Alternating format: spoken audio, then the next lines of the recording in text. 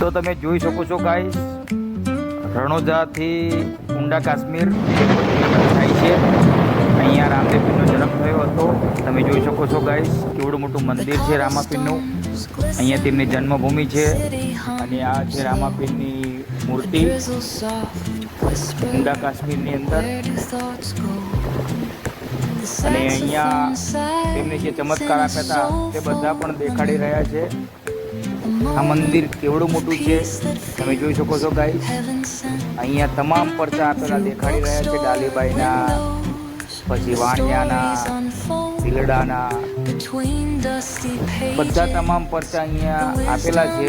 તમે જોઈ શકો છો ગાઈસ, અજમલ રાજાના. તમે જોઈ શકો છો ગાઈસ, કેટલા બધા પરચા રામાપીરે હાજરા હાજર આપેલા છે દ્વારકાધીશે. તમે જોઈ શકો છો, આ છે ઊંડા કાશ્મીરનું મંદિર, ત્યાં તેમની જન્મભૂમિ છે અને રામાપીરનો જન્મ અહીંયા થયો હતો. જે અજમલ રાજાને પુષ્પ આપ્યા હતા તે પુષ્પમાંથી રામાપીરનો જન્મ અહીંયા ઊંડા કાશ્મીરમાં થયો હતો. તમે જોઈ શકો છો ગાઈસ, અને મંદિર પણ બહુ મોટું બનાવેલું છે. અને આ છે રામાપીરનું મંદિર, તમે જોઈ શકો છો. અને અંદર મૂર્તિ પણ તમે જોઈ શકો છો. જય રામાપીર.